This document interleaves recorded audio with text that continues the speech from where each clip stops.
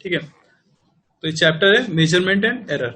Importance अगर मैं बोलूं तो काफी ज्यादा इंपॉर्टेंट है। आप ये मान लो कि मेंस के अंदर क्वेश्चन तो आएगा ही आएगा, एक क्वेश्चन तो आपका फिक्स ही है, ठीक है।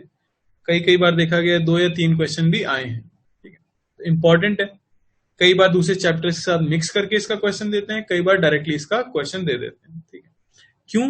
क्योंकि ये प्रैक्टिकल से रिलेटेड होता है, ठीक है। एरर वगैरह निकालना हम क्या करते हैं, लैब में इस तरह के एक्सपेरिमेंट करते हैं, तो मेंस में खास करके एम्फेसिस दिया जाता है एरर वाले क्वेश्चंस के ऊपर, ठीक है। तो किसी चैप्टर से मर्ज करके क्वेश्चन आ सकता है या फिर एज इट इज भी इससे क्वेश्चन आ सकता है। तो एक क्वेश्चन आपका क्या हो गया, फिक्स हो गया, मेजरमेंट एंड एरर। स्टार्ट कर देते हैं। मेजरमेंट किसे बोला जाता है? तो मेजरमेंट सिंपली आप बोल देते हो the process of comparing a physical quantity with a fixed quantity is called measurement. यानी कि अगर आपके पास कोई फिजिकल क्वांटिटी है और आप उसे कंपेयर कर रहे हो उसी फिजिकल क्वांटिटी की जो आपने यूनिट सेट कर रखी है उससे, तो फिर हम इसे क्या कहते हैं, मेजरमेंट कह देते हैं, ठीक है। जैसे कि ऑब्वियसली आप अगर किसी चीज की वॉल्यूम मेजर करना चाह रहे हो तो आप उसे किस में मेजर करते हो, सेंटीमीटर क्यूब में मेजर कर देते हो, ठीक है ना। ये तो क्या हो जाती है, इसकी यूनिट हो जाती है। तो हमने क्या कर रखा है कि इसको कंपेयर किया है किससे, 1 सेंटीमीटर क्यूब से। जैसे मैं बोल दूं कि इस ऑब्जेक्ट की वॉल्यूम है 20 सेंटीमीटर क्यूब, तो ये मेजरमेंट आपको बस ये बता रहा है कि 1 सेंटीमीटर क्यूब का ही कितना टाइम्स है, ये v टाइम्स। इसे हम क्या कह देते हैं, मेजरमेंट कह देते हैं। अब ऑब्वियसली मेजरमेंट जो किया जा रहा है, अगर आप उसे लैब के अंदर कर रहे हो तो एकदम एग्जैक्ट वैल्यू कैलकुलेट कर पाना किसी फिजिकल क्वांटिटी की पॉसिबल नहीं है। तो ऑब्वियसली जब भी हम किसी क्वांटिटी को मेजर करते हैं तो उसके अंदर क्या आती है, एरर आती है। ऐसा क्यों होता है? तो ऐसा कई कारणों की वजह से हो सकता है। जैसे आप सोच के देखो कि मान लो मेरे पास एक स्केल है और उसमें कुछ रीडिंग्स दी गई है, जैसे 0 है, ठीक है ना, इस तरह से 1 है और इस तरह से हमारी स्केल है, ठीक है। तो मुझे यहां से ये समझ आ रहा है कि देख सकते हो आप 1 सेंटीमीटर के कितने डिवीजन किए गए हैं, या 10 डिवीजन किए गए हैं। यानी ये स्केल मिनिमम कितना मेजर कर सकती है, 1 मिलीमीटर मेजर कर सकती है। तो अगर कहीं पे इस तरह से दिया गया हो, ठीक है ना, कि ये ग्रीन लाइन है, इसकी लेंथ कितनी है, तो मैं यहां से देखूंगा तो मैं लगभग क्या बता दूंगा उसे, 0.2 सेंटीमीटर बता दूंगा। लेकिन मेरा इस लाइन की लेंथ यहां से 0 से मेजर करके 0.2 सेंटीमीटर बोलना सही होगा या गलत होगा? तो हम कहेंगे कि वो गलत होगा। क्यों? क्योंकि ये तो आपने मेजर किया है इस इंस्ट्रूमेंट से एक्यूरेटली। अगर आप क्या कर सकते, अगर आप जूम कर सकते, आप जूम करके जाओगे तो आपको पता लगेगा कि ये जो ग्रीन लाइन है ये एग्जैक्टली आपकी इस व्हाइट लाइन से कोइंसाइड नहीं कर रही, ये थोड़ा सा क्या है, आगे है। समझ आ रही है बात? यानी कि हम ये कह सकते हैं कि जो भी रीडिंग हम ले रहे थे वो 0.2 से बड़ी है पर 0.3 से क्या है, छोटी है, ठीक है। फिर आप अगर इससे और ज्यादा एक्यूरेट इंस्ट्रूमेंट भी ले लेते तो भी आप क्या कर सकते हो, और ज्यादा जूम करके उसमें भी एरर फाइंड तो कर ही सकते हो। यानी कि जो भी हम क्या करेंगे, कैलकुलेशन करेंगे लैब के अंदर, उसमें कुछ ना कुछ तो एरर आने ही वाली है। और ये डिपेंड करेगा कि कितनी एरर आएगी आपके इंस्ट्रूमेंट के ऊपर। समझ आ रही बात? तो इस रीडिंग को मैं सिर्फ इस तरह से नहीं रिप्रेजेंट करता हूं, मैं कैसे रिप्रेजेंट करता हूं, इसके साथ इसकी एरर को लिख के। अब एरर कितनी होती है, कैसे निकालते हैं, वो सब हम आगे देखेंगे। पर अभी आपको ये समझ आना चाहिए कि अगर आप किसी भी एक्सपेरिमेंटल रिजल्ट को शो कर रहे हो तो आप रीडिंग को जब लिखोगे तो वो होगी आपकी measured value plus minus error. इस तरह से हम क्या कर देते हैं, किसी भी रीडिंग को रिप्रेजेंट करते हैं। यहां प्लस माइनस का मतलब क्या हो गया, प्लस माइनस का मतलब हो जाता है कि आपको एक रेंज मिल जाए। समझ आ रही बात? जैसे कि मैं कह दूं कि आपकी रीडिंग है मान लो 2 प्लस माइनस 0.1 सेंटीमीटर, तो इसका मतलब यह है कि जो लेंथ मैंने मेजर की है उसकी वैल्यू लाई कर रही है, यानी आर जो भी मैंने रीडिंग ली है वो लाई कर रही होगी 2 माइनस 0.1 से लेके 2 प्लस 0.1 सेंटीमीटर के बीच में। लेकिन हम ऐसी रीडिंग दे के बस ये बता देते हैं कि जितनी हमारी क्षमता थी, जैसा इंस्ट्रूमेंट हमारे पास था, उसमें मैं इतनी ही एक्यूरेसी तक इस लेंथ को मेजर कर पाया। ये रिप्रेजेंट क्या करता है, तो ये रिप्रेजेंट कर देता है एक रेंज को। समझ आ रही है बात? ठीक है ना। अब यही जो एरर्स हैं, जो यहां पे हमने एरर लिखी है, उसे क्लासिफाई कर दिया गया है किसके अंदर, अलग अलग टाइप्स में, ठीक है। तो दो टाइप्स की एरर होती हैं जिन्हें हमें मेनली पढ़ना होता है, और वो है रैंडम एरर दूसरी। तो सिस्टमैटिक एरर तो क्या हो गई? सिस्टमैटिक एरर का मतलब हो गया कि एक सिस्टम है उसका एरर होने का, ठीक है ना। मतलब या तो आपके पास पॉजिटिव एरर होगी, या तो आप किसी चीज को ज्यादा मेजर करते जाओगे लगातार, या फिर आप क्या करोगे, कम मेजर करते जाओगे। समझ आ रही है बात? ऐसा कब होता है, ऐसा किस वजह से होता है, वो हम देख लेते हैं। सिस्टमैटिक एरर आने के कारण क्या हो जाते हैं, वो है इंस्ट्रूमेंटल एरर। सबसे पहले जाता है इंस्ट्रूमेंटल एरर, यानी कि अगर आपका इंस्ट्रूमेंट ही खराब है, मान लो आप मार्केट से जो इंस्ट्रूमेंट लेके आए हो वो सस्ता ले आए हो कंजूसी की वजह से, तो हो सकता है आपका इंस्ट्रूमेंट ही खराब हो। या हो सकता है कि आप बहुत ज्यादा कंजूस हो, आप सदियों से उस इंस्ट्रूमेंट को यूज कर रहे हो, तो यूज करने की वजह से समय के साथ वो इंस्ट्रूमेंट क्या हो जाएगा, खराब हो जाएगा। मान लो घिस गया, रीडिंग्स खराब हो गई, जो मार्किंग होती है वो खराब हो गई, शार्पनेस किसी इंस्ट्रूमेंट की खराब हो गई, तो भी फिर आप जो रीडिंग लोगे वो कैसी आएगी, गलत आएगी, उसके अंदर कुछ ना कुछ एरर आने वाली है। तो ऐसी एरर तो क्या होगी, एक फिक्स्ड एरर होगी। आप जितनी भी बार एक्सपेरिमेंट करोगे ये एरर तो आने ही वाली है, क्योंकि ये तो दिक्कत है किसके अंदर, आपके इंस्ट्रूमेंट के अंदर। तो ऐसी एरर जो कि हमारे इंस्ट्रूमेंट के अंदर होती है और हम जितनी भी बार एक्सपेरिमेंट करें वो एरर आती है, उसे हम क्या कह देते हैं, एक सिस्टमैटिक इंस्ट्रूमेंटल एरर कह दिया जाता है। समझ आ रही है बात? दूसरी क्या हो जाती है, तो दूसरे टाइप का हो जाता है रॉन्ग एक्सपेरिमेंटल टेक्निक। अगर आपको पता ही नहीं है कि एक्सपेरिमेंट करना कैसे है, तो फिर तो गलत आपकी रीडिंग आएगी, उसमें एरर आ ही सकती है। मान लो कुछ एक्सपेरिमेंट्स के लिए कुछ पर्टिकुलर कंडीशंस चाहिए, जैसे आपको एक पर्टिकुलर टेम्परेचर मेंटेन करना है, एक पर्टिकुलर प्रेशर मेंटेन करना है, और आप वो नहीं कर पाए किसी भी कारण से, ठीक है ना, तो फिर क्या होगा, आपके एक्सपेरिमेंट का रिजल्ट अलग आएगा, गलत आएगा, और उसके अंदर क्या होगी, कुछ ना कुछ एरर आएगी। समझ आ रही है बात? तो ये भी आ जाती है किसमें, सिस्टमैटिक एरर में। और तीसरी जो कि हम हद से ज्यादा करते हैं, जिसे हम बोलते हैं पर्सनल एरर, ठीक है। वो तो क्या है, एरर इन टेकिंग मेजरमेंट। अब अगर आप स्केल के एकदम ऊपर से उसे नहीं देख रहे हो, आप साइड से देख रहे हो, आप कैजुअली देख रहे हो, आप अटेंशन पे नहीं कर रहे, तो भी क्या आ सकती है, एरर आ सकती है, ठीक है। तो इन सभी एरर्स को करेक्ट करने का मेथड क्या है, जब भी आप कोई एक्सपेरिमेंट करो, अगर आप एरर को बिल्कुल करेक्ट कर दो, ऐसा पॉसिबल नहीं है। आप किसी भी एक्सपेरिमेंट के अंदर एग्जैक्ट रिजल्ट लाके नहीं दे सकते। तो क्या कर सकते हैं हम अपने जीवन में, फिर एरर को क्या करना चाहेंगे, मिनिमाइज करना चाहेंगे। तो किसी भी एक्सपेरिमेंट में एरर को मिनिमाइज करने का तरीका है कि उस एक्सपेरिमेंट को आप ज्यादा से ज्यादा बार करो। समझ आ रही बात? यानी कि अगर आप एक एक्सपेरिमेंट को एक बार करते हो, तो उसमें जो एरर होगी वो बहुत ज्यादा होगी कंपेयर टू आप उसी एक्सपेरिमेंट को 10 बार करते और उनकी रीडिंग्स का एवरेज ले लेते। समझ आई बात? यानी कि किसी भी टाइप की एरर को हटाने का तरीका क्या हो गया, to increase the number of time experiment is perform, ठीक है ना।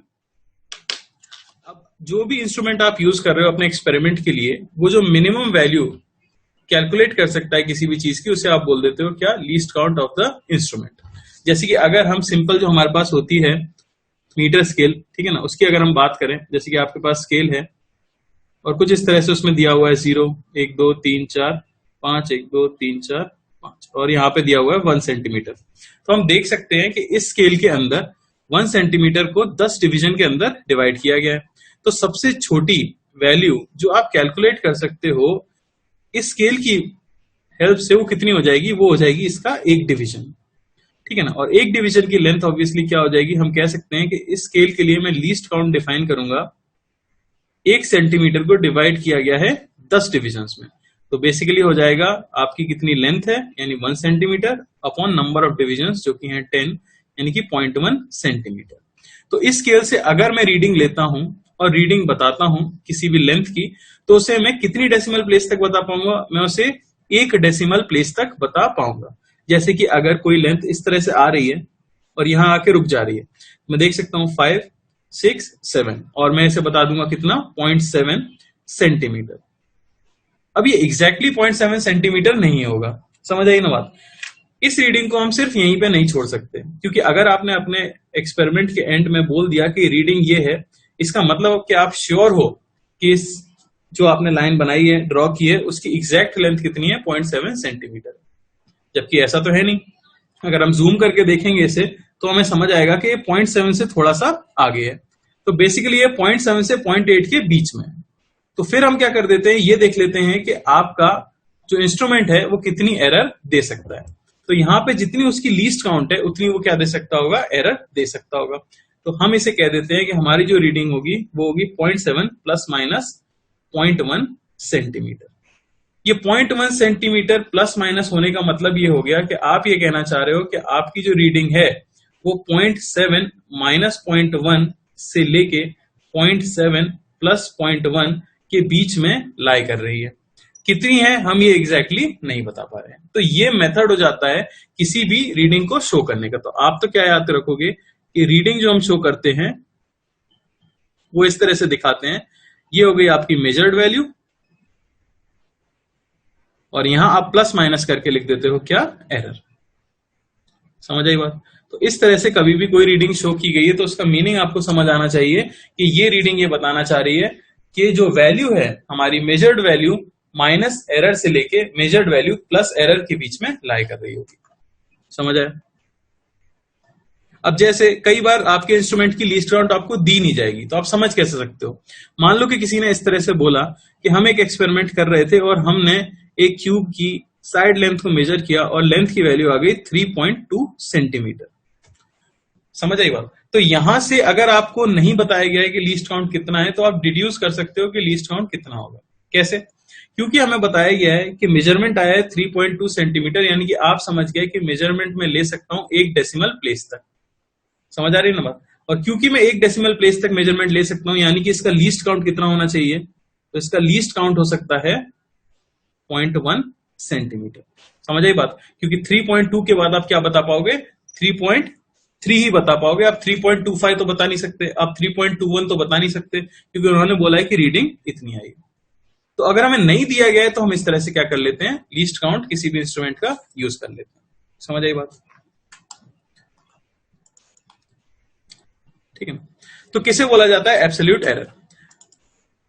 ये समझने के लिए पहले हमें एक टर्म समझनी पड़ेगी जिसे हम बोलते हैं ट्रू वैल्यू। तो ट्रू वैल्यू हो जाता है एग्जैक्ट वैल्यू किसी भी मेजरमेंट की। ठीक है ना?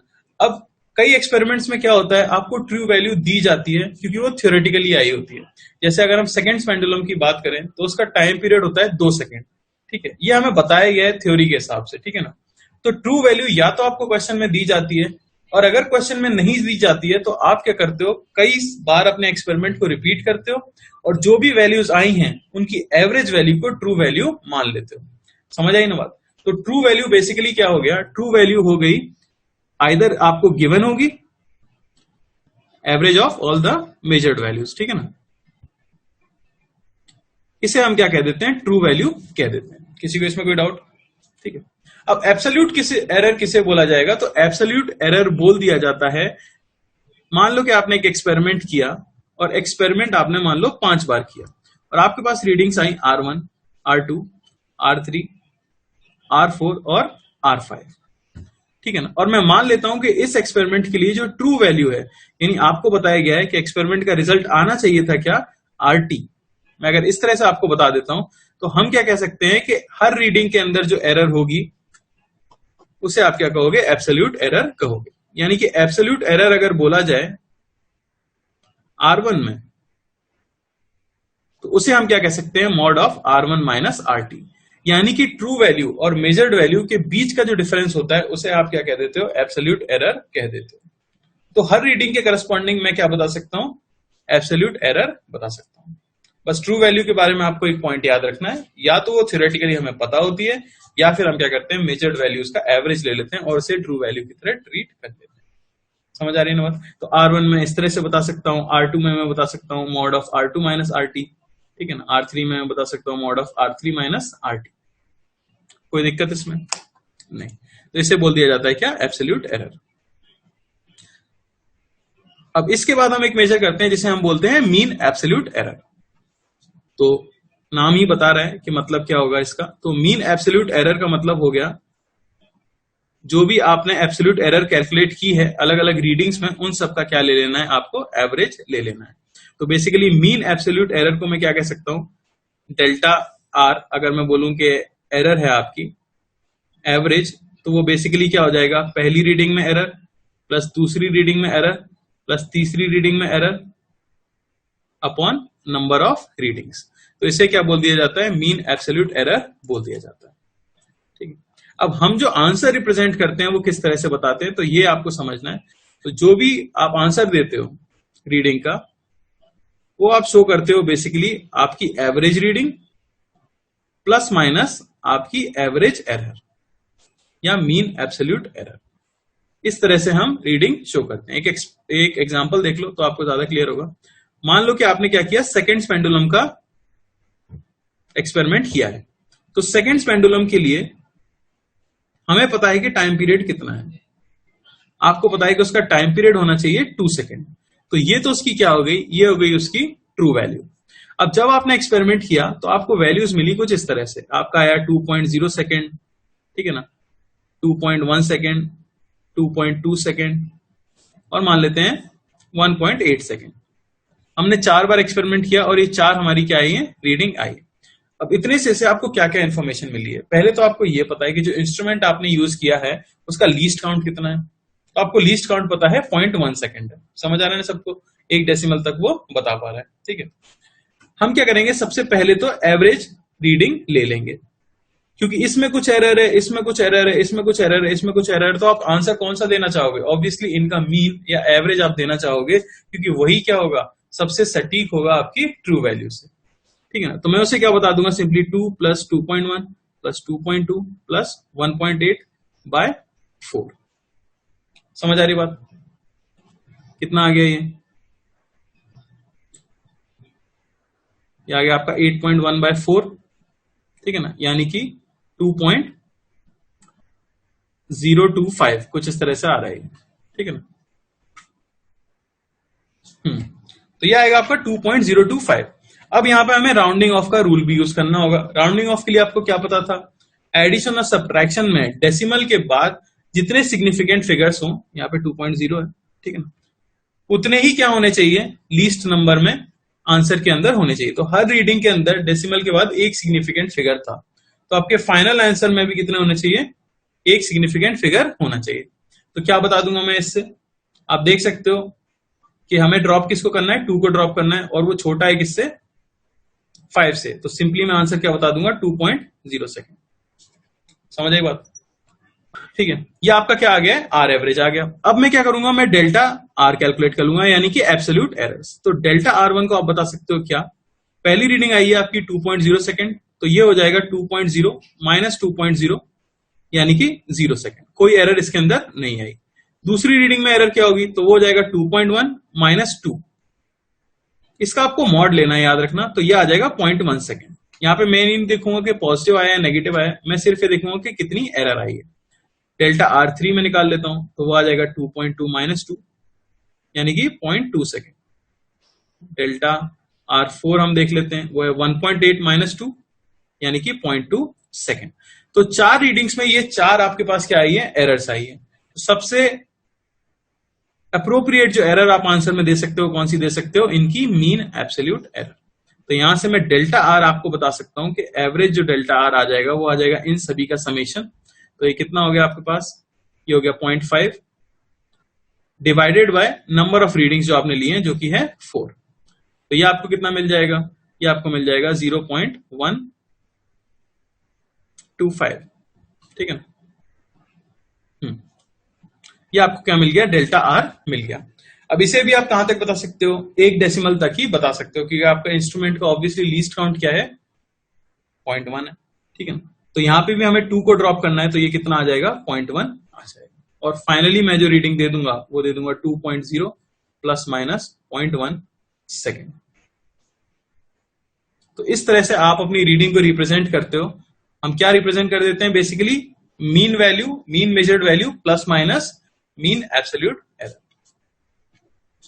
डाउट बताओ, किस किस को डाउट है, ठीक है ना। तो रिलेटिव एरर या फ्रैक्शनल एरर हम किसे बोलने वाले हैं, the ratio of mean absolute error to mean measured value is called fractional error. ठीक है ना, तो जो भी आपकी एवरेज वैल्यू आई है मेजर्ड, डेल्टा आर एवरेज जो रीडिंग का आया है, अपॉन आर एवरेज रीडिंग्स का एवरेज जो होगा, उसे आप क्या बोल दोगे, फ्रैक्शनल एरर बोल दोगे। सिंपल, ये फ्रैक्शन आपको बताना था किसका, एरर का। तो एरर का एवरेज अपॉन रीडिंग्स का एवरेज, इसे हम क्या बोल देते हैं, फ्रैक्शनल एरर बोल देते हैं। इसी से आ जाता है रिलेटेड क्या, परसेंटेज एरर। तो क्योंकि आप एरर का फ्रैक्शन निकाल चुके हो तो आप सिंपली परसेंटेज ही बता सकते हो। वो क्या आ जाएगा आपका, वो आ जाएगा delta R average by R average, यानी कि फ्रैक्शनल एरर इनटू मैं बस क्या कर दूंगा 100%। इससे मुझे क्या मिल जाएगी, परसेंटेज एरर मिल जाएगी। समझ आई बात। तो एवरेज वैल्यू कैलकुलेट करने के लिए मैं क्या करूंगा, इन सभी का मीन ले लूंगा, जो कि आ जाएगा 10.2/5 यानी कि 2.04। अब ये आ गया 2.04। आपको एक डेसिमल तक आंसर बताना है क्योंकि वही आपके इंस्ट्रूमेंट का लीस्ट काउंट है। तो आप क्या करोगे, 0.4 को, ये जो है 0.04, इसे हमें क्या करना है, राउंड ऑफ करना है। तो हम देख सकते हैं 0 भी सिग्निफिकेंट है, तो हमें 4 को क्या करना होगा, राउंड ऑफ करना होगा। क्योंकि 4 लेस देन 5 है तो सिंपली उसे क्या कर देंगे, ड्रॉप, और आर एवरेज की वैल्यू कितनी आ जाएगी, वो हमें मिल जाएगी कितनी, 2.0। समझ आएगा। अब हम क्या निकाल लेंगे, मैं हर एक रीडिंग के अंदर एब्सोल्यूट एरर कैलकुलेट कर लूंगा। तो डेल्टा R1 मुझे मिल जाएगा मॉड ऑफ 2 - 2 यानी कि 0। डेल्टा R2 हमें मिल जाएगा कितना, मॉड ऑफ 2.4 - 2 यानी कि 0.4। इसी तरह मैं निकाल लेता हूं डेल्टा R3 जो कि है मॉड ऑफ 2.1 - 2 यानी कि 0.1।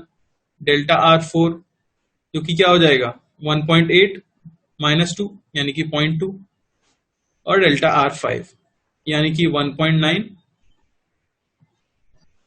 -2 यानी कि 0.1। तो ये हमें क्या मिल गई है, हर रीडिंग के अंदर एब्सोल्यूट एरर मिल गई है, हमें पता है। तो ये हमने क्या निकाल ली, एब्सोल्यूट एरर्स निकाल ली है। अब हमें क्या निकालना होगा, मीन एब्सोल्यूट एरर। तो डेल्टा आर एवरेज आ जाएगा आपका 0 plus 0.4 plus 0.1 plus 0.2 plus 0.1 upon 5। ये हम देख सकते हैं कितना आ गया हमारे पास, 0.8/5। सॉल्व करोगे ये कितना मिल जाएगा आपको, 0.16। अब इसे हमें क्या करना होगा, फिर से राउंड ऑफ करना होगा डेसिमल के बाद एक डिजिट तक। तो आप 6 को क्या करोगे, राउंड ऑफ करोगे।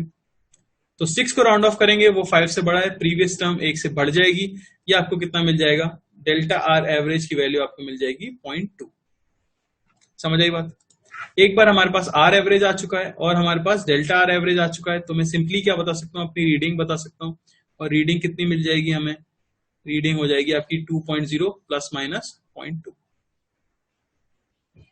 समझ आई बात, ठीक है। और क्वेश्चन कर लेते हैं। ये रहा हमारा दूसरा एक्सपेरिमेंट। यहाँ पे readings during a measurement of terminal velocity, क्या होती है उससे हमें कोई मतलब नहीं है।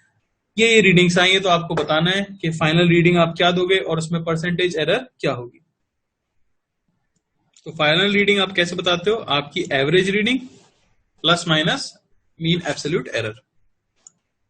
दो आंसर आए हैं अभी तक, सही लग रहे हैं, दोनों के सेम है। तीसरा, अरे 50.1 कैसे हो सकता है, उसका एवरेज भी तो लो बेटा। ये सोच के देखो हर रीडिंग 10 है, आप रीडिंग 50 थोड़ी बता सकते हो। जल्दी नहीं, यही सब क्या करेगा, आपका स्कोर डाउन करेगा। एक्यूरेसी जरूरी है, आप भले 10 सेकंड एक्स्ट्रा ले लो पर एक्यूरेट रहो। ये तो अभी हल्के फुल्के चैप्टर है, ठीक है। तो देख लेते हैं क्या करेंगे। सबसे पहले तो मैं निकाल लेता हूं क्या, आर एवरेज, आपकी रीडिंग का एवरेज कितना आएगा। तो वो तो आ जाएगा 10 प्लस 10.2 प्लस 10.1 प्लस 10 प्लस 9.8। समझ आई बात। कितना हो जाएगा हमारे पास, ये आ रहा है हमारे पास अपॉन 5, ठीक है। 0.1 बाय हम क्या कर देंगे 5, तो ये हमें मिल जाएगा कितना, 10.02। अब हमें क्या बताना है, इसका भी हम एक डेसिमल तक आंसर दे सकते हैं। तो ये हमारे पास क्या सिग्निफिकेंट है, राउंड ऑफ करेंगे तो इसे हमें क्या करना होगा, राउंड ऑफ। अब हम जानते हैं 2 जो है लेस देन 5 है, तो उसे आप सिंपली क्या कर सकते हो, ड्रॉ। तो आपका आंसर क्या आ जाएगा, आर एवरेज का, आर एवरेज हमें मिल जाएगा 10.0। समझ आई बात। ये हमें मिल चुका है क्या, आर एवरेज। अब मैं क्या निकाल लूंगा, सभी के अंदर एब्सोल्यूट एरर का मीन। तो डेल्टा R1 देख लेते हैं। डेल्टा R1 आपका हो जाएगा 10 - 10, ये हमारी ट्रू वैल्यू जैसा काम करेगी, हो गया 0। डेल्टा R2 तो वो हो गया आपका 10.2 - 10 यानी कि 0.2। डेल्टा R3 यानी कि 10.1 माइनस 10 जो कि हो गया कितना 0.1। डेल्टा R4 10 माइनस 10 यानी कि वो भी क्या हो गया फिर से 0। और डेल्टा R5 यानी कि 10 माइनस 9.8 का मॉड यानी कि 0.2। तो डेल्टा R एवरेज कितना आ जाएगा? डेल्टा R एवरेज हमें मिल जाएगा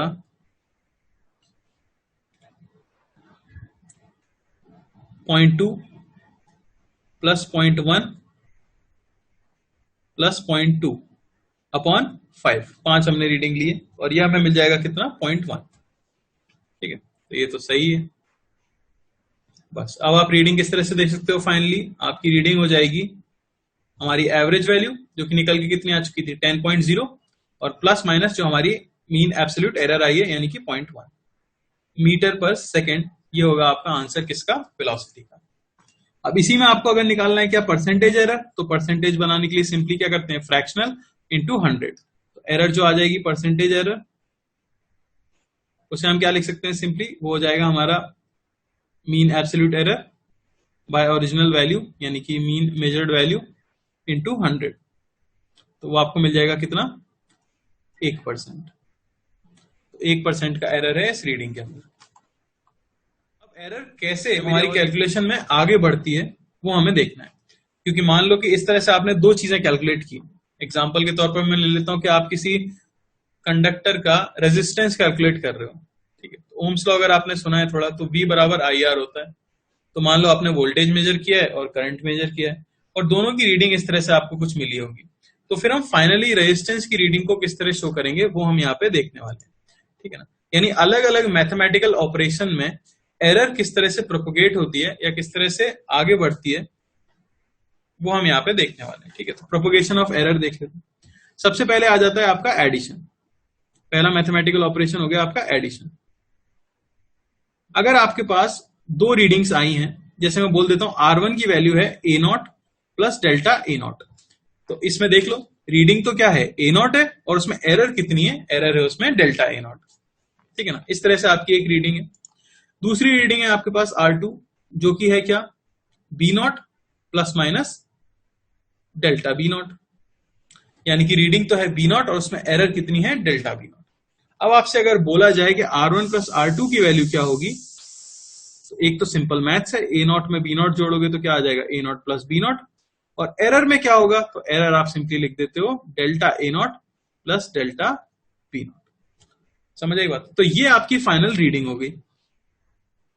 तो ये फाइनल रीडिंग की क्या है? ये है मीन मेजर्ड वैल्यू और ये है पूरी फाइनल रीडिंग की क्या एरर। तो एडिशन के अंदर हम क्या कर देते हैं, एरर को सिंपली ऐड कर देते हैं। याद रखना कि जब भी आप अपना आंसर देना चाहोगे तो आप क्या करना चाहते हो, मैक्सिमम परमिसिबल एरर देना चाहते हो।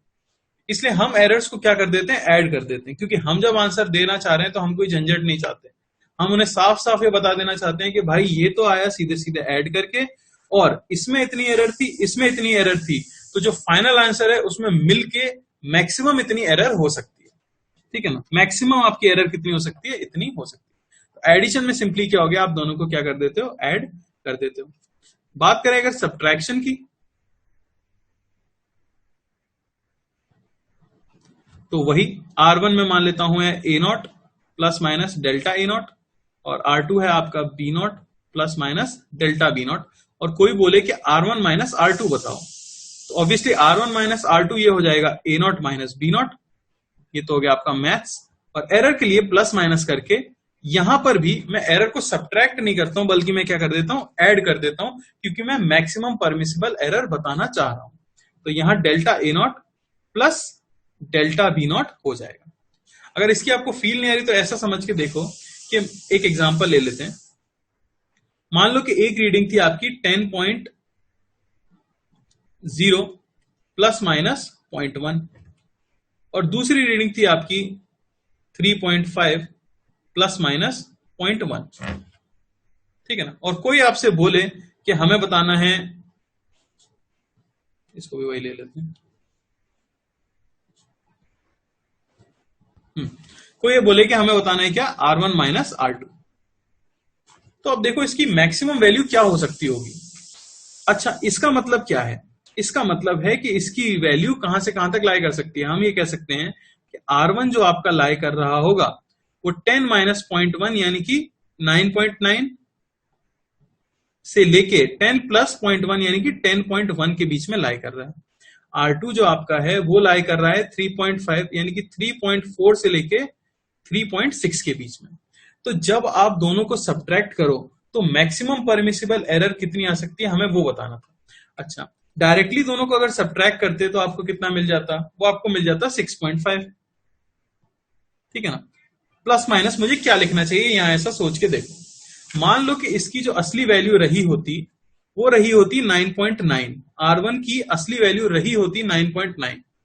ठीक है ना। और R2 की असली वैल्यू रही होती 3.6, तभी तो इनके सब्ट्रैक्ट करने में मैक्सिमम डिफरेंस आ पाता। तो अब आप देखो इन्हें सब्ट्रैक्ट करके क्या आंसर आता। अगर आप इन्हें अब सब्ट्रैक्ट करते तो इनमें डिफरेंस कितना है? 6.3 का। समझ आ रही है बात? इनमें डिफरेंस कितना है? 6.3। तो आपका आंसर क्या आना चाहिए था? 6.3 आना चाहिए था। लेकिन अगर मैं एरर को भी सब्ट्रैक्ट करके यहां 0 लिख देता तो उसका मतलब तो क्या हो जाता कि मैं 6.5 ही आंसर दे रहा हूं।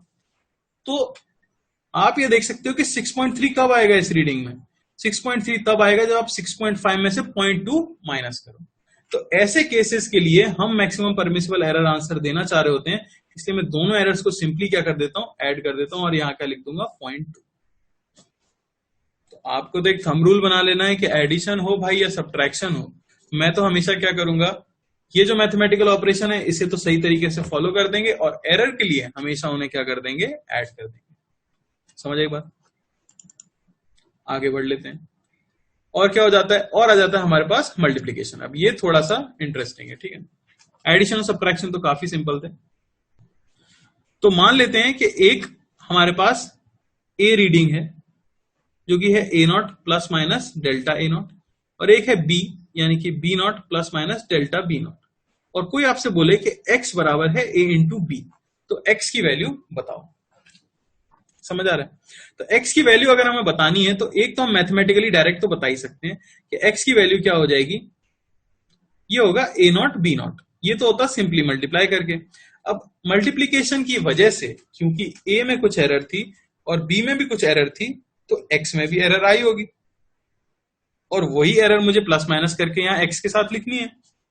वो कैलकुलेट करने के लिए हम क्या करते हैं, तो यहां देखो वही बेसिक मैथ्स वाला आपका कॉन्सेप्ट यूज हो जाएगा।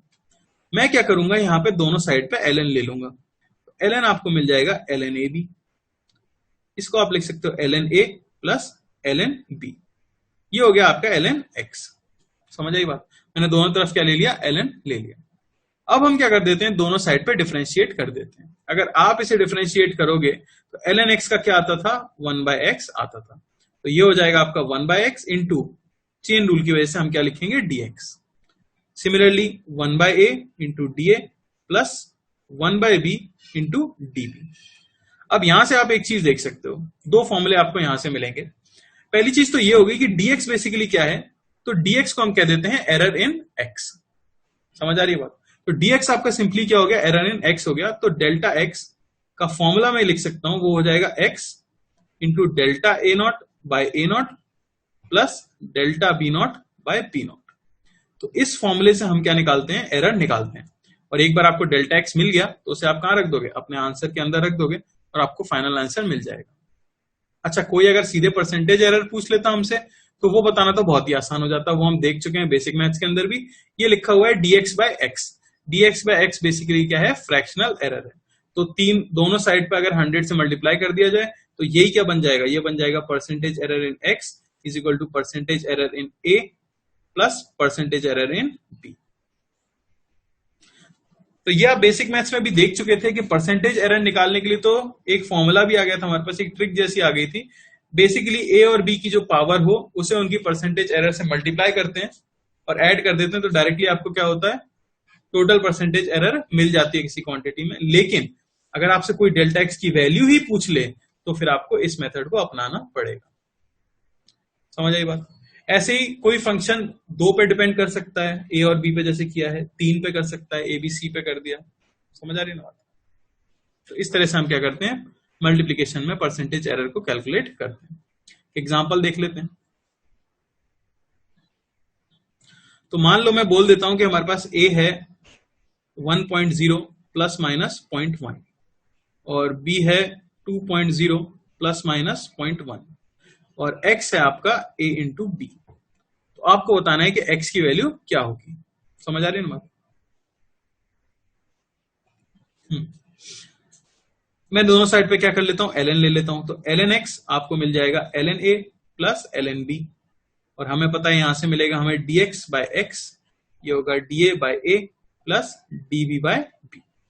तो डेल्टा x का फॉर्मूला भी निकाल चुके थे हम, नहीं याद है तो इस तरह से लिख सकते हैं, x इंटू क्या मिल जाता है हमें, आपको सिंपली मिल जाएगा da by a plus db by b। समझ आई ना बात? अब x की वैल्यू पहले कैलकुलेट कर लेते हैं।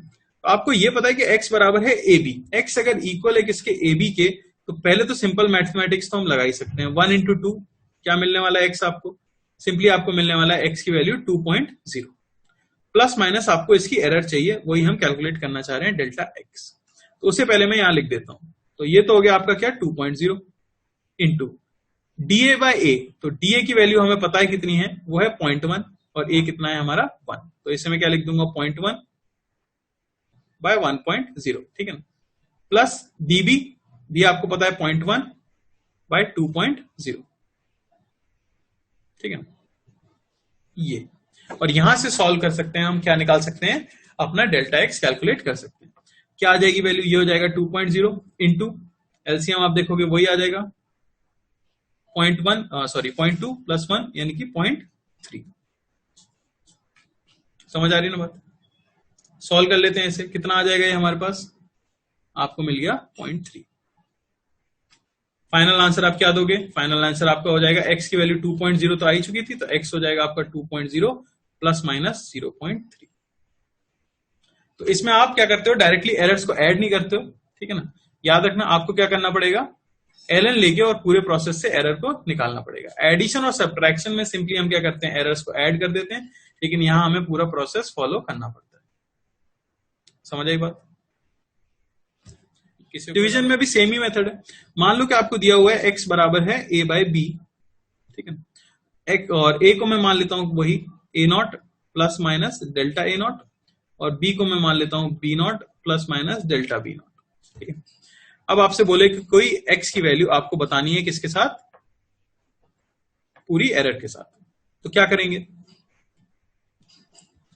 वही सबसे पहले x तो मैं निकाल ही सकता हूं। x की वैल्यू जो होगी वो हो जाएगी आपकी a not by b not plus minus delta x, और डेल्टा x निकालने ही बस हमारा काम बचा है, ठीक है ना। उसके लिए क्या करेंगे, ln ले लेंगे। x हमें पता है आ गया है a बाय बी, तो ln x हमें पता है आ गया है ln a बाय बी, यानी कि ln a minus ln b। Differentiate करोगे आप दोनों साइड्स पे, तो यहां आपको मिलेगा dx by x is equal to da by a minus db by b। अब यही थोड़ी सी ट्रिक आ जाती है, वो ये है कि आप यहां पे क्या निकालना चाह रहे हो, एरर निकालना चाह रहे हो x में, और आप कैसी एरर बताना चाहोगे, मैक्सिमम परमिसिबल एरर बताना चाहोगे। तो यहां अगर मैं नेगेटिव साइन ले लूं, अच्छा db तो कैसा भी हो सकता है, जो db है वो प्लस डेल्टा बी नॉट भी हो सकता है और माइनस डेल्टा बी नॉट भी हो सकता है। तो यहां मुझे क्या पुट करना चाहिए ताकि एरर मैक्सिमम आए, तो आपको समझ आएगा कि यहां आपको क्या पुट करना चाहिए, नेगेटिव वाला पुट करना चाहिए, ताकि नेगेटिव नेगेटिव क्या हो जाए, पॉजिटिव हो जाए और आपको मैक्सिमम परमिसिबल एरर मिले। तो यहां से भी हमें डेल्टा एक्स का जो फॉर्मूला मिल जाता है वो मिल जाता है x into d a by a plus d b by B.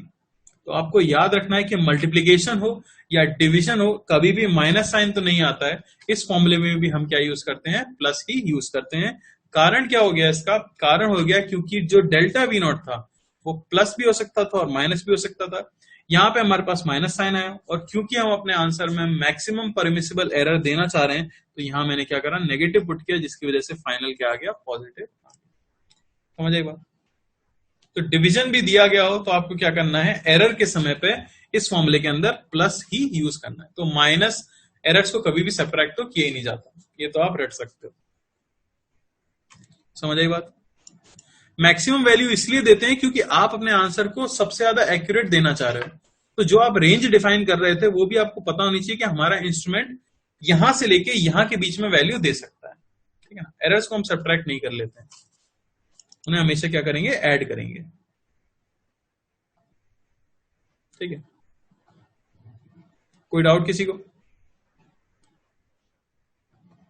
Percentage error के लिए फिर से वही चीज है, आप देख चुके थे बेसिक मैथ्स के अंदर भी। परसेंटेज एरर में तो सिंपली क्या हो जाता है, हम सबको क्या कर देते हैं, ऐड कर देते हैं। Percentage error in x is equal to percentage error in a plus percentage error in b, ठीक है, उसमें तो कोई डाउट नहीं। एक एग्जांपल कर लेते हैं, तुम लोग बताओ क्या आंसर आएगा। वही सिंपल सा ले रहा हूं मैं, x बराबर है a बाई बी, और a को मैं ले लेता हूं 2.0 प्लस माइनस 0.2, और b को मैं ले लेता हूं 1.0 प्लस माइनस 0.1। बताओ जरा क्या आंसर आएगा। x तो आ जाएगा आपका 2/1 यानी कि 2.0 तो आ ही चुका है, प्लस माइनस आपको डेल्टा x फाइंड करना है। डेल्टा x का फॉर्मूला भी मैं देख चुका हूं, डेल्टा x बाय x ये हो जाता है आपका क्या, delta a by a plus delta b by b, ठीक है ना। पुट कर देता हूं मैं वैल्यूज, तो यहां से डेल्टा x आपको मिल जाएगा x यानी कि 2.0 into delta a by a यानी कि 0.2 by 2.0 plus delta b by b यानी कि 0.1 बाय 1.0। फिर से वही एलसीएम लेंगे हम, 2.0 इंटू 0.2 प्लस 0.2, ठीक है ना। तो यहां आपको नीचे मिल गया 2.0। सॉल्व करोगे क्या मिलेगा आपको, सॉल्व करने से यहां में मिल जाएगा 0.4। तो ये हो गया आपका क्या, डेल्टा x। तो सिंपली आपका आंसर क्या आ जाएगा, x को मैं लिख दूंगा 2.0 प्लस माइनस 0.4। कोई डाउट किसी को? सभी लोगों का आ गया था, काफी खुशी की बात है। डिवीजन, ये था हमारा क्या, डिवीजन। आखिरी एक और देख लेते हैं, क्वांटिटीज विद रेज्ड पावर। अब तक शायद समझ गए होंगे। अब मान लो कि आपको दिया हुआ है x बराबर है a की पावर n, b की पावर m, ऐसा कुछ दिया हुआ है, ठीक है ना। a वही है आपका a not plus minus delta a not, और b है कुछ b not plus minus delta b not. तो क्या आंसर आ जाएगा, वही आप ln लोगे तो फर्क क्या पड़ेगा, ln x बराबर आएगा आपका n ln a plus m ln b। Differentiate करेंगे dx बाय x, हमें मिल जाएगा n dA by a plus m dB by b। तो क्या फर्क पड़ जाता है, जो पावर होती है उससे आपकी फ्रैक्शनल एरर क्या हो जाती है, मल्टीप्लाई हो जाती है। बस इतना सा फर्क पड़ता है, और इस फॉर्मूले से हम क्या निकालेंगे, फिर से dx निकालेंगे। क्लियर हुआ, सिंपल है। और परसेंटेज एरर के लिए तो हमें फॉर्मूला पता ही था, एक ट्रिक हमें आई चुकी थी। Percentage error in x simply क्या हो जाता है, n into percentage error in a plus m into percentage error in b। Percentage error के लिए तो ट्रिक हम देख ही चुके थे बेसिक मैथ्स के अंदर। यहां पे बस एरर निकालनी हो, अगर आपको एब्सोल्यूट एरर निकालनी हो तो उसके लिए ये फॉर्मूला यूज करोगे, जहां फ्रैक्शनल एरर उनकी रेज पावर से क्या हो जाती है, मल्टीप्लाई हो जाती है। समझ आया? एग्जाम्पल देख लेते हैं। जैसे कि अगर आपसे बोला जाए परसेंटेज एरर निकालनी है, अगर हमें क्वेश्चन है कि a मान लो दिया हुआ है b की पावर अल्फा, c की पावर बीटा, d की पावर गामा और e की पावर डेल्टा, और इन सभी के अंदर जो परसेंटेज एरर हैं b, c, d और e के अंदर जो परसेंटेज एरर हैं वो है b1%, c के अंदर है c1%, d के अंदर है d1% और e के अंदर है e1%। तो बताओ परसेंटेज एरर इन x क्या होगी, तो परसेंटेज एरर इन a क्या होगी। तो वो हम सिंपली क्या बता सकते हैं, परसेंटेज एरर इन a हो जाएगी raised power alpha into error in percentage error in b यानी कि b1 plus beta into c1 plus gamma into d1, ठीक है ना, और प्लस डेल्टा इंटू e1। समझ आ रहा है? तो ये तो बेसिक मैथ्स वाली बात है। किसी को डाउट तो नहीं है इसमें? बस जल्दी बताया मैंने, अगर डाउट है तो बोलो। देख चुके थे ना ये वाले क्वेश्चन तो। नया बस मेन क्या है, आपको डेल्टा एक्स कैसे निकालते हैं वो नया है। क्वेश्चन कर लेते हैं ताकि समझ आए कि आपको क्लिक भी किया है कि नहीं। करो क्वेश्चन। क्वेश्चन नंबर 1 है the maximum error in measuring force and length of sides of a square plate are 4% and 2%. Find the maximum error in pressure. और प्रेशर का फॉर्मूला दे दिया फोर्स बाय एरिया. बताओ. ठीक है, तो यहां से हमें एक चीज पता लग रही है कि परसेंटेज एरर इन प्रेशर सिंपली क्या होगा, percentage error in force plus percentage error in area. अब यहां में फोर्स में तो बताई गई है परसेंटेज एरर कितनी है 4%, लेकिन एरिया में कितनी है वो हमें नहीं बताया गया है. हमें यह बताया गया है कि परसेंटेज एरर जो साइड लेंथ में है वो है 2%, और प्लेट आपकी कैसी है, स्क्वायर प्लेट है. तो आपको पता है कि एरिया क्या होता है, एरिया हो जाता है स्क्वायर प्लेट का साइड का स्क्वायर. समझ आ रही बात. तो परसेंटेज एरर इन एरिया क्या हो जाएगा, देख रहे हो पावर 2 है, ये हो जाएगा 2 टाइम्स परसेंटेज एरर इन ए. होगा कि नहीं होगा. तो परसेंटेज एरर इन एरिया आपको मिला 2 इंटू 2% बताया गया ये, तो वो मिला आपको 4%. तो उसे हम कहां पुट करेंगे, यहां पे पुट करेंगे. और ओवरऑल प्रेशर के अंदर जो परसेंटेज एरर हमें मिल जाएगी वो मिल जाएगी कितनी, 4 + 4 यानी कि 8%. समझ आया. तो ध्यान देना कि किसमें एरर बताई गई है. दे दिया था 3-4 लोगों ने आंसर. ये तो सिंपल था. अगला क्वेश्चन देखो. तो अगला क्वेश्चन है the capacitance is given as C = Q/V where Q is these microcoulomb and V is इतना volt. Find the error in C. C में आपको एरर बतानी है. बताओ जरा क्या आएगा.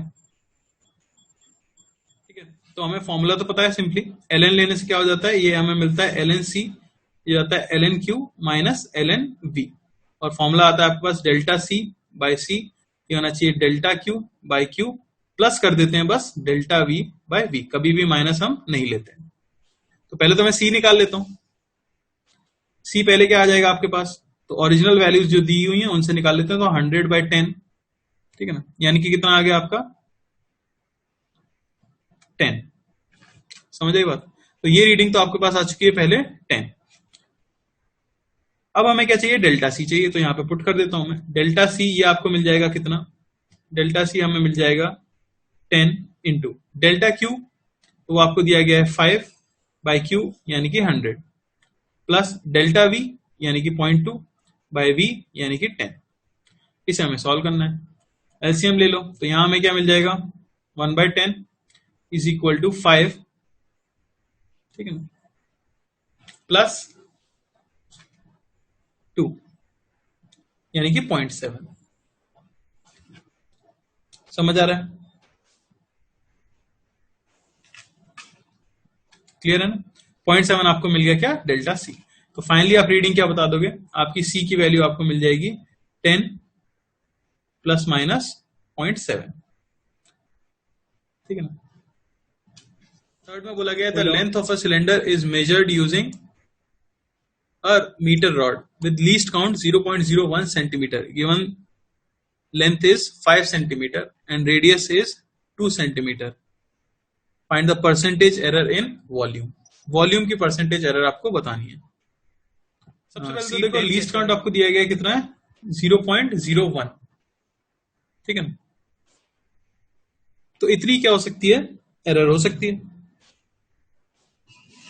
आप लेंथ को क्या लिख सकते हो, लेंथ आपके पास है 5.0 प्लस माइनस 0.01.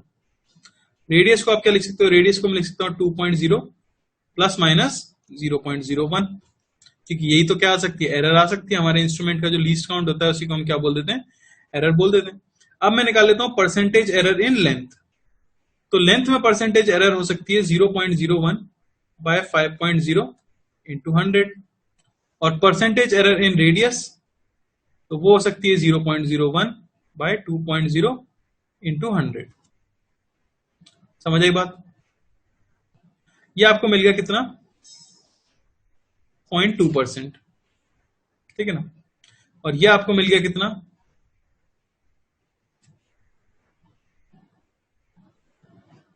0.5%. तो यह हमें मिल चुकी है क्या, परसेंटेज एरर लेंथ में और रेडियस में. अब मुझे पता है क्या, वॉल्यूम हो जाता है क्या आपका πr²L. आपको परसेंटेज एरर चाहिए तो आप क्या करोगे, ln ले लोगे. तो यहां से हमें मिलेगा ln, बेसिकली परसेंटेज एरर चाहिए, ln v ले लेते हैं. तो यहां से मिल जाएगा ln π plus 2ln r plus ln v. इसमें किसी को डाउट नहीं होना चाहिए, मैंने सिर्फ ln लिया है.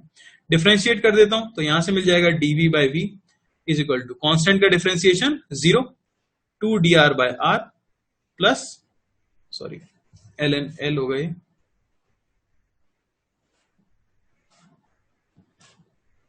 2 dr by r plus dl by l।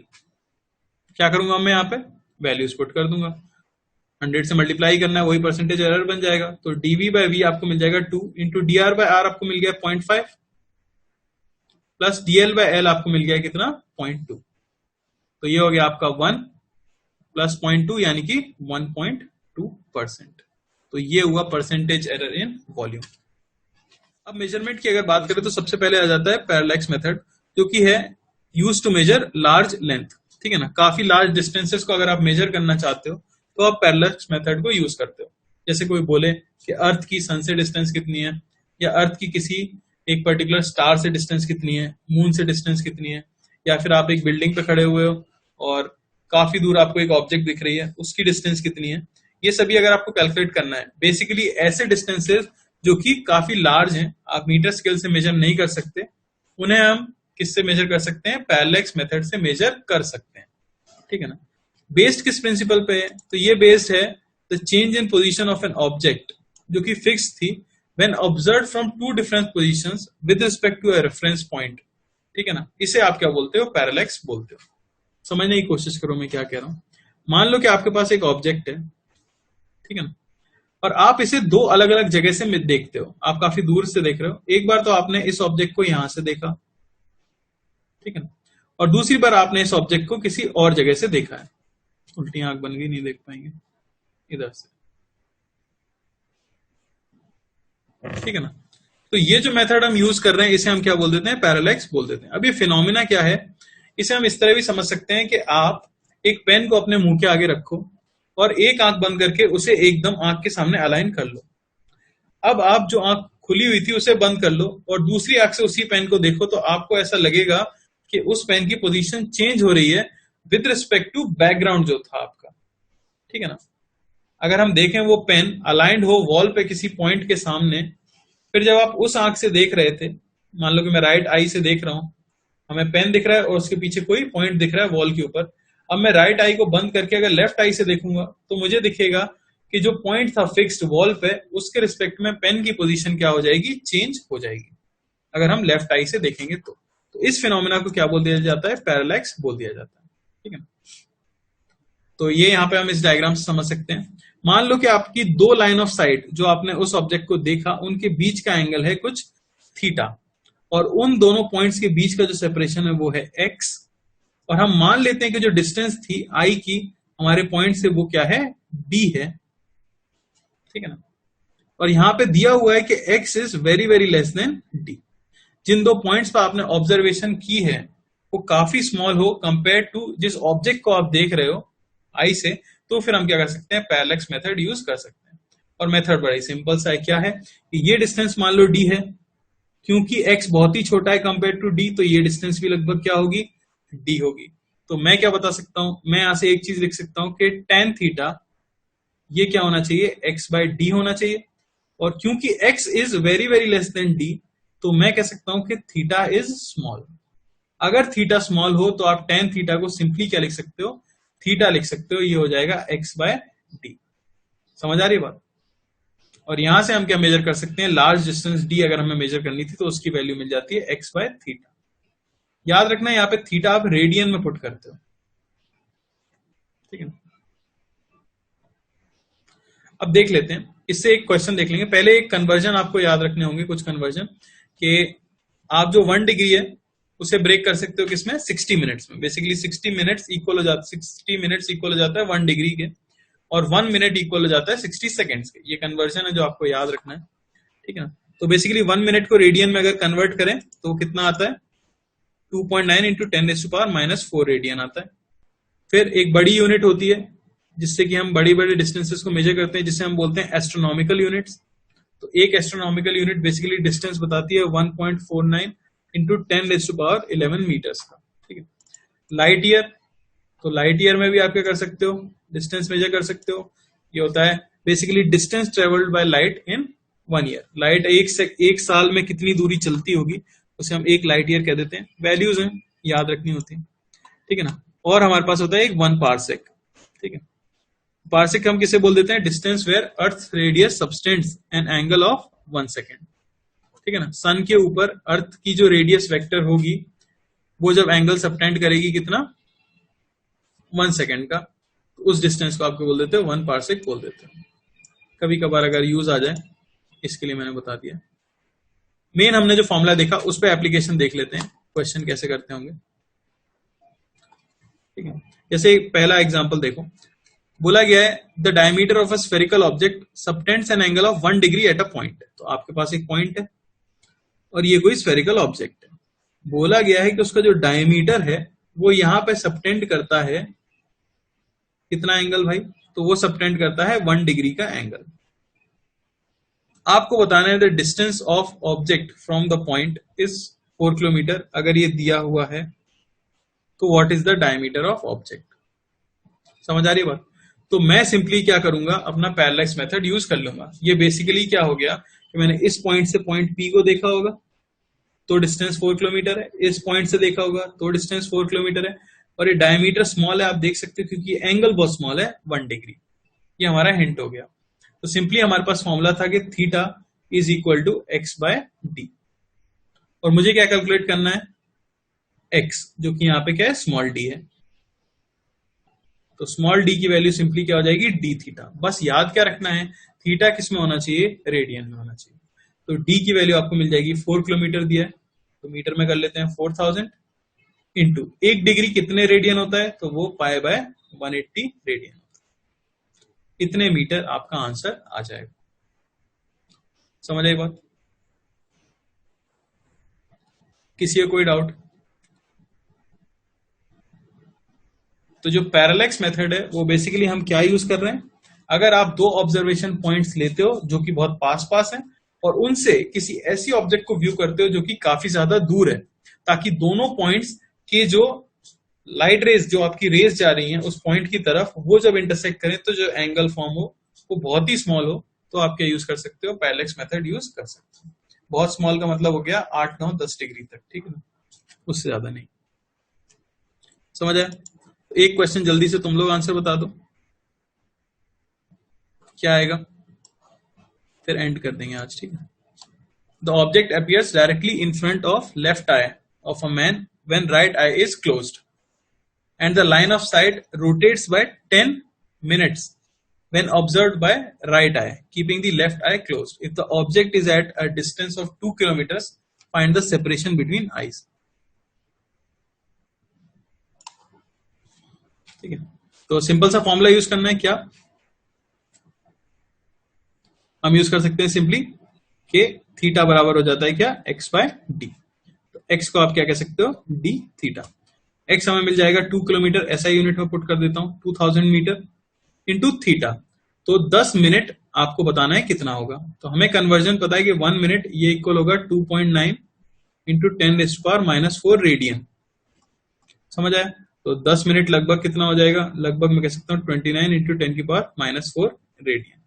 उसे पुट कर देते हैं 29 इंटू 10⁻⁴ रेडियन, और ये हमारे पास क्या था, मीटर। फाइनल आंसर हमारा मीटर में कितना आ जाएगा,